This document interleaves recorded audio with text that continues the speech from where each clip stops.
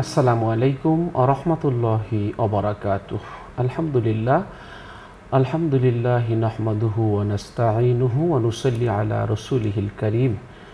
আম্মা বা'দ, ফাআউযু বিল্লাহি মিনাশ শাইতানির রাজীম। বিসমিল্লাহির রহমানির রহিম।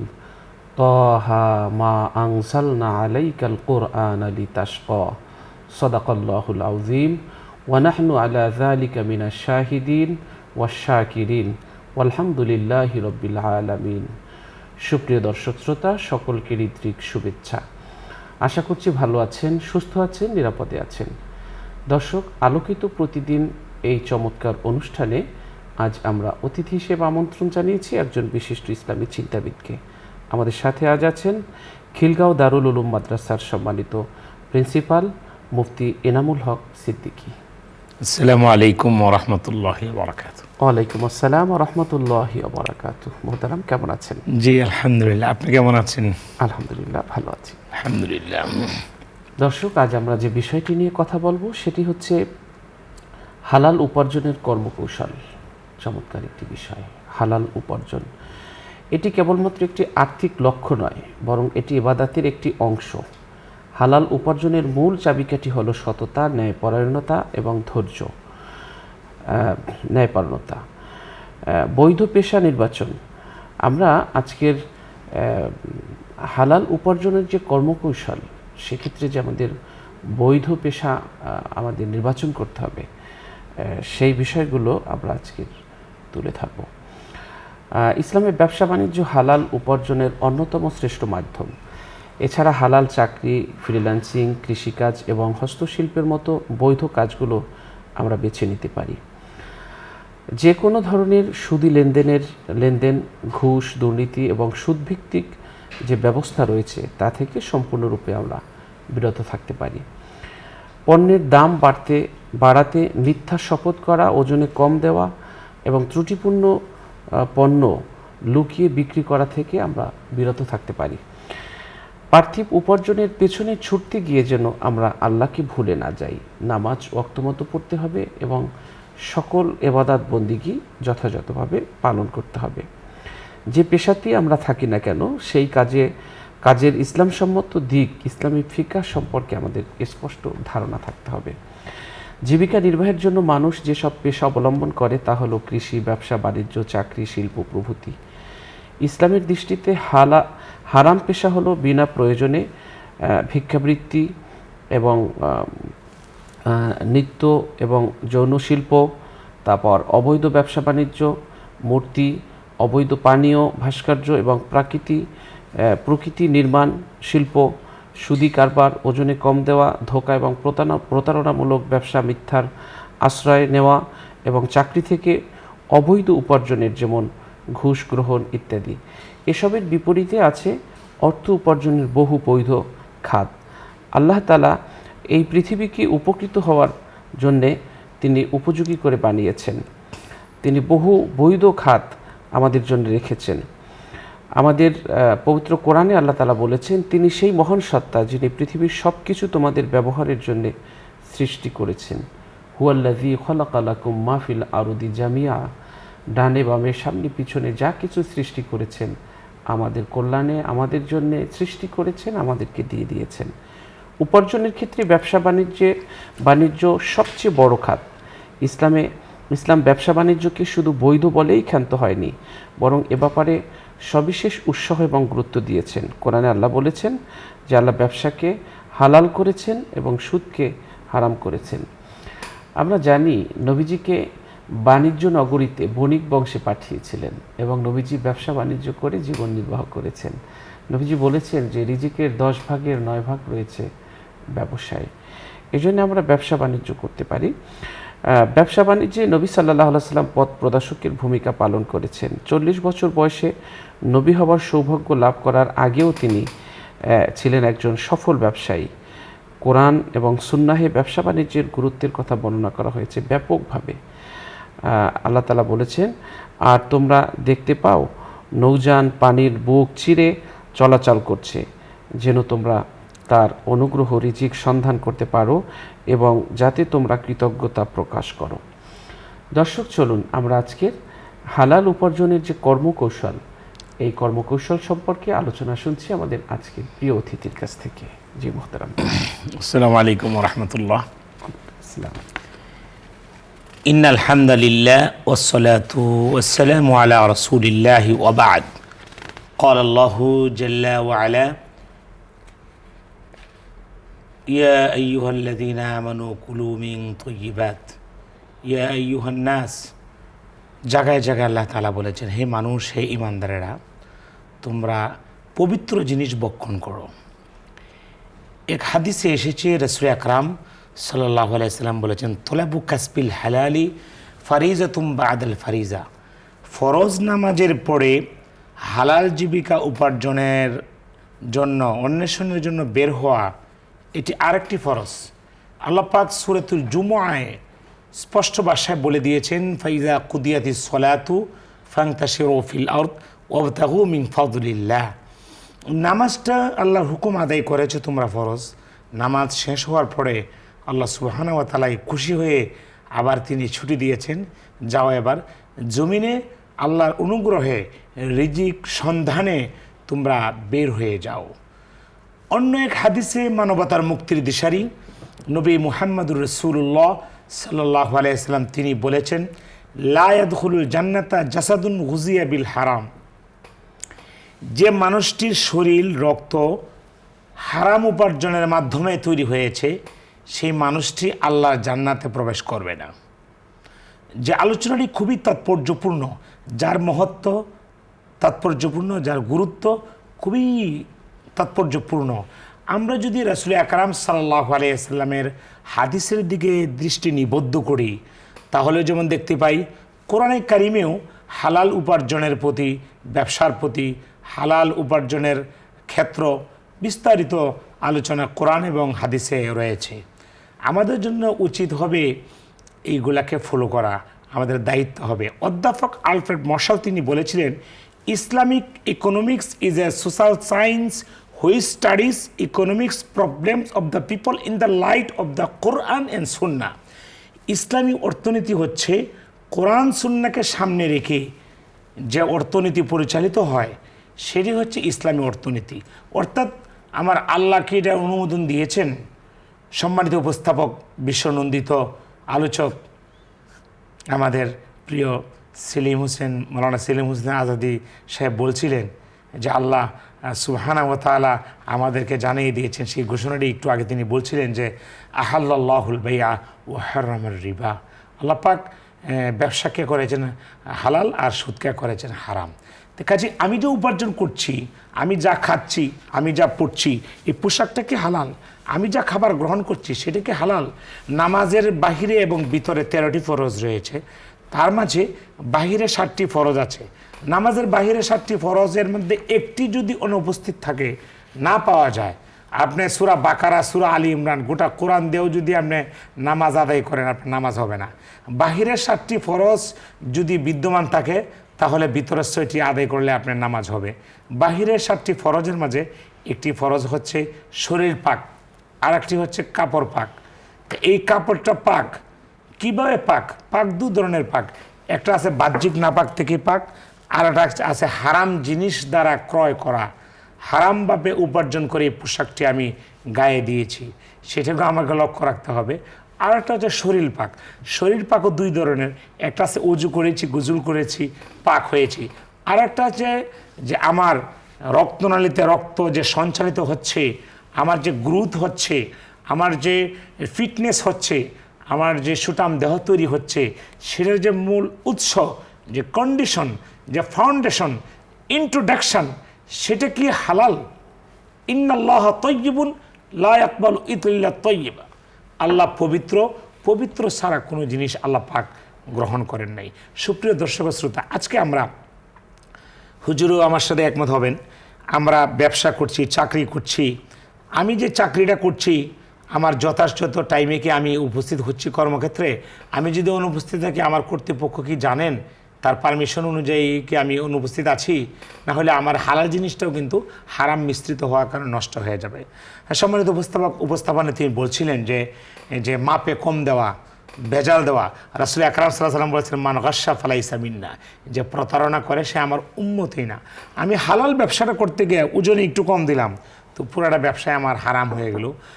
ভালো দুধের সাথে যদি একটু চেনা পেশাব মিশ্রিত হয়ে যায়, নাপাক মিশে যায়, যেমন নাপাক হয়ে যায়।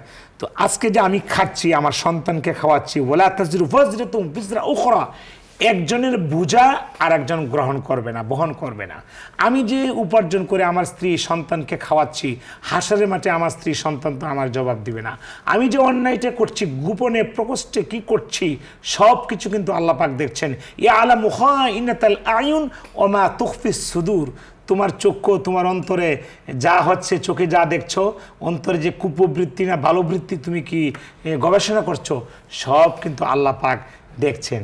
দেখাচ্ছি আমি যে খাচ্ছি দৈনন্দিন জীবনে, আমি যা পড়ছি, আমি যা ব্যবহার করছি, এইগুলাকে হালাল কিনা সচেতন থাকতে হবে, গুরুত্ব দিতে হবে, নাম্বার 1। নাম্বার 2, এই যে ইসলাম এমন একটি, Islam is the complete code of life, ইন্নাদ-দীন ইনদাল্লাহিল ইসলাম।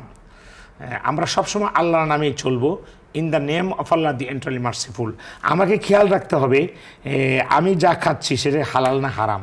আমরা পাইলাম আর খাইলাম, আমি পাইলাম আর নিলাম না, আমাকে সেটা দেখতে হবে। ইসলাম শুধু হারামকে হারাম বলে ক্ষান্ত থাকে নাই।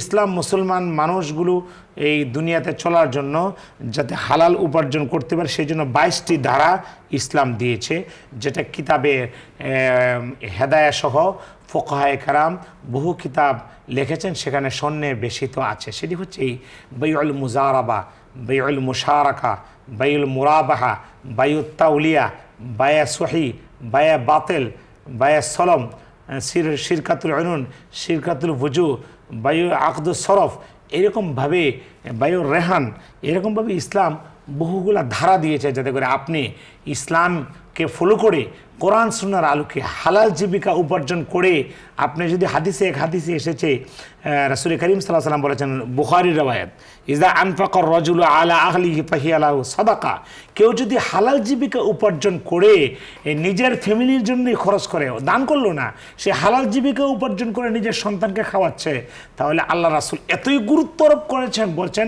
মোস্ট ইম্পর্ট্যান্ট ফর এভরি মুসলিম, প্রতিটা মুসলমানের জন্য এটা জানা খুবই তাৎপর্যপূর্ণ, তা খুবই আবশ্যকীয়। সেটি হচ্ছে এই যে রাসূল আকরাম সাল্লাল্লাহু আলাইহি ওয়াসাল্লাম বলেছেন যে কেউ যদি হালালভাবে জীবিকা উপার্জন করে নিজের সংসার চালায়, নিজের পরিবারের জন্য খরচ করে, তাহলে এটা এত গুরুত্বপূর্ণ হয়ে যায়, আল্লাহর রাস্তায় পুরো টাকা দান করলে যে সওয়াব হয়, ফাহিয়া লাহু সাদাকা, নিজে কামাই করে নিজেই খাবে, একটা সৎকার সওয়াব আল্লাহ তার আমলনামায় দিয়ে দেবে। আজকে সুপ্রিয় দর্শক শ্রোতা, জনপ্রিয় অনুষ্ঠান আলোকিত প্রতিদিন নিউজ 24 যাচ্ছে।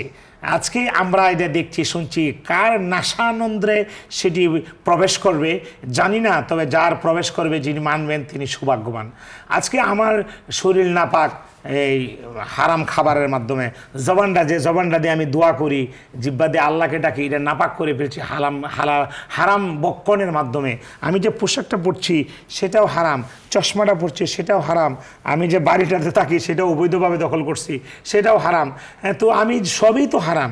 তো এই নাপাক জিনিস দ্বারা এই দোয়া আর সে আজিমে কীভাবে উঠবে? তো সেজন্য আমাদেরকে এই জিনিসটি খুবই গুরুত্ব দিতে হবে। মুসলমান এমন একটি জাতি যারা আল্লাহ এবং রাসূলের বাহিরে কোনো চিন্তা চেতনা তারা করে না। আল্লাহ পাক বলছেন, তোমরা খাও, কুলু মিন তাইয়্যিবাতি মা রাযাকনাকুম, আমি আল্লাহ যে পবিত্র খাবার দিয়েছি সেই পবিত্র খাবারগুলো তোমরা ভক্ষণ করো। আমরা যদি পবিত্র খাবার গ্রহণ করতে পারি, আজকে দেখা যায় সামান্য একটু জিনিসের কারণে আপনার বেতনটা পাক, বেতনটার সাথে একটু অন্যায় করে একটু মিশাইলেন, 100 টাকা নিলেন অন্যায়ভাবে, অনেকে ভাউচার করে, ভাউচার লিখে এই মানুষের দেখা যায় যে সঠিক লেখে না, তদন্ত করে এরকম দেখা যায় যে বাস্তবতা মিলে না। এই জন্য আমার কলম, আমার লেখনীতে কী আসছে সেটা আমাকে জবাব দিতে হবে। আমার জবানে কী আসছে, আমার কদমে কী আসছে, আমার চোখে কী আসছে, আমার চিন্তা চেতনায় কী আসছে। কোরআন বলছে, ইন্না সামআ ওয়াল বাসারা ওয়াল ফুয়াদা কুল্লু উলাইকা কানা আনহু মাসউলা, আমার চক্ষু, আমার কর্ণ যা করছে সব কিছু একদিন অন্তর সহ আল্লাহর কাছে এই 3টি বিষয় জিজ্ঞাসিত হবে। অন্তরকেও জবাব দিতে হবে কি চিন্তা করছিলা, চক্ষুকেও জবাব দিতে হবে তুমি কি দেখছিলা, কর্ণকে জবাব দিতে হবে তুমি কি শ্রবণ করছিলা। তো কাজে আজকের এই আলোকিত প্রতিদিন অনুষ্ঠান একটা জনপ্রিয় অনুষ্ঠান। আমি শুনেছি বহু ভাই বোন সাক্ষাৎ করে বলেছেন যে হুজুর এই নিউজ 24-এর আলোকিত প্রোগ্রামটি সত্যি জীবনকে আলোকিত করার মতো, যদি আজকে আমরা গ্রহণ করতে পারতাম। প্রতিদিনই বিজ্ঞ আলোচক আমাদের উপস্থাপক নিয়ে আসেন। উনি নিজেও বহু চ্যানেলে বহু প্রোগ্রামে দেশ ও প্রবাসে সব জায়গায় এই সত্যের বাণীগুলা তিনি ছড়াচ্ছেন, তিনি বিস্তার লাভ করছেন। এই কোরআন এবং হাদিসের মাধ্যমে এই কথাগুলো যাতে মানুষের কাছে পৌঁছে যায়, যাতে করে অন্ধকার দূরীভূত হয়ে মানুষের অন্তরে আগে আলো জ্বালাতে হবে। আল্লাহু ওয়ালিয়্যুল্লাযীনা আমানু ইখরিজুহুম মিনাজ যুলুমাতি ইলান নূর। আল্লাহ পাক মানুষের বন্ধু হইয়া ইমানদারের বন্ধু হওয়ার কারণে আল্লাহ পাক ইমানদারদেরকে অন্ধকার থেকে আলোর দিকে নিয়ে আসেন। আজকে শান্তি চাই, শান্তি হচ্ছে না কেন? শান্তি হবে, একটা খারাপ জিনিস আপনি খাচ্ছেন, বিষাক্ত জিনিস, যেমন আপনি কিডনি ফেল করবে, নষ্ট হয়ে যাবে, ফুসফুস নষ্ট হয়ে যাবে। আপনি হারাম খাচ্ছেন, হারামে তো কোনো আরাম নেই। সব কিছুর নামাজ যেমন ফরজ, নামাজের জন্য যিনি নামাজ আদায় করবেন তার শরীর গঠনটাও একটা শুদ্ধ হওয়া, পবিত্র হওয়া, এটাও ফরজ। হজ যেমন ফরজ, হজের যে উপাদানগুলা, পাথেয়গুলা, হজের যে টাকা খরচ করে হজ করছেন সেই পাথেয়গুলাও আপনার হালাল থাকতে হবে। রোজা যেমন ফরজ, রোজা যে রাখেন, সেহরি খান, ইফতারি খান, সেটাকে আপনি হালাল থাকতে হবে, হালাল জানতে হবে, এটা ফরজে আইন। একটু হারাম হলে সারাদিন উপবাস থাকতে পারবেন, কোনো কাজে আসবে না। আজকে আমাদের সমাজে আমরা যদি শান্তি আনতে চাই, শান্তি যদি পাইতাম, শান্তি যদি ধরতাম, শান্তির পথ যদি গ্রহণ করতে চাইতাম, তাহলে guide us to the straight path, the path of those upon whom you have bestowed favour. আল্লাহ সুবহানাহু ওয়া তাআলা আমাদেরকে যে কোরআনের সিরাতে মুস্তাকিমের পথ দেখাইছেন, সেই পথ যদি আজকে আমরা গ্রহণ করতে পারতাম, তাহলে আমাদের মাঝে দারিদ্রতা থাকতো না। সম্মানিত উপস্থাপক হুজুর বহু পত্রিকাতেও তিনি লেখেন, বাংলাদেশ প্রতিদিন সহ। এই যে একটি কথা হুজুর আমরা বলি যে আমাদের যে উপার্জনটা যে আমরা এটা গুরুত্বই দিই না, আমরা উজু করি, গোসল করি, কিন্তু আসলে যে আমি যা খাচ্ছি, আমি যা পড়ছি, এই বিষ খাচ্ছি, আমরা ফ্রি সুগার, প্রতিটা দোকানে গিয়া আমাদের মতো বয়স্ক বা যারা সিনিয়র ডায়াবেটিস আছে তারা খুঁজে ফ্রি সুগার কোনটা আছে, মানে চিনি মুক্ত কোনটা, চিনি মুক্ত খুঁজে উনি ডায়াবেটিসটাকে নিয়ন্ত্রণ করতে চায়। তা আপনার ডায়াবেটিসের জন্য এত কিছু ফলো করেন, আপনার হার্ট ভালো থাকুক এত কিছু আপনার প্রয়োগ করেন, চিন্তা করেন, তা আপনার ইমানটা সুস্থ আছে কিনা। আমি চেক আপ করাচ্ছি প্রতি মাসে, চেক আপ করাচ্ছি। এই হুজুরের আমাদের উপস্থাপক তিনি পত্রিকাতেও তিনি লেখেন, ইসলামী কলম লেখেন। আসলে আমাদের মনন মস্তিষ্কে যতক্ষণ পর্যন্ত এই হালাল উপার্জন এবং কর্মকৌশল যে কথাটি বলছিলেন, হালাল উপার্জন কিভাবে করব এবং তার কর্মপদ্ধতি কিভাবে হতে পারে, তাহলে আমরা এটি তখন আলোচনার দ্বারা আমি দুটি কথাই বলবো। একটি হচ্ছে হালাল উপার্জন যে করতে হবে, হালাল উপার্জন খেতে হবে, এটা ফরজ, জানা শোনা এবং মানা ফরজ। 2 নম্বর হলো কর্মকৌশল। কর্মকৌশল হলো আধুনিক পুঁজিবাদী অর্থনীতি থেকে বের হয়ে আমাকে ইসলামী অর্থনীতি আমাকে গ্রহণ করতে হবে। In the I of Islam, আমাকে ইসলামের আলোকে আমাকে থিমগুলা, আই থিঙ্ক ইসলামের মডেল কি, ইসলামের স্পিরিট কি, সেটা যদি আমি ধারণ করতে পারি, তাহলে মনে হয় সব কিছুই সচল থাকবে। ডায়াবেটিস যেমন সব জিনিসকে অকেজো করে দেয়, ঠিক এই হালাল উপার্জন যদি কারোর জীবনে না থাকে, তার কোনো বরকত থাকে না। আল্লাহ তাআলা আমাদের তৌফিক দান করুন। হালাল উপার্জনের অনেক ধন্যবাদ। দর্শক, চমৎকার আলোচনা করেছেন আমাদের প্রিয় অতিথি। হাদিসে রাসূল সাল্লাল্লাহু আলাইহি ওয়াসাল্লাম বলেছেন, তোমাদের প্রত্যেকেই এক একজন দায়িত্বশীল, তোমাদের প্রত্যেককে নিজ নিজ দায়িত্ব সম্পর্কে জিজ্ঞেস করা হবে। অর্থাৎ আমরা বর্তমানে চাকরি জীবিকা নির্বাহের অন্যতম মাধ্যম হিসেবে বিবেচিত যে বিষয়টি, সেটি আমরা করি। জনসংখ্যার গুরুত্বপূর্ণ একটি অংশ সরকারি অথবা আধা সরকারি, বেসরকারি, ব্যাংক, বিমা, এনজিও এবং বিভিন্ন ব্যক্তি মালিকানাধীন এবং স্বায়ত্তশাসিত প্রতিষ্ঠানে আমরা চাকরি করি। তো এক্ষেত্রে আমাদের দায়িত্বশীলতার সাথে করতে হবে, যেন আমি জিজ্ঞাসিত না হই যে এটা তো করার ছিল না, কেন তুমি করেছ। কোরআনুল কারিমে আল্লাহ তাআলা বলেছেন, তুমি ভূমিকে দেখবে শুষ্ক, পরে আমি তাতে বৃষ্টি বর্ষণ করলে তা শস্য শ্যামল হয়ে আন্দোলিত এবং স্ফীত হয় এবং তা উদ্গত করে সব ধরনের নয়নভিরাম উদ্ভিদ। অর্থাৎ কৃষিকর্ম, আমরা যারা কৃষক আছি তারাও আমরা জীবিকা নির্বাহের যে অন্যতম মাধ্যম এটিকে ব্যবহার করব। এখানেও আমরা আমাদের সততার যে বিষয়টা, সেখানে আমরা নজর দেব।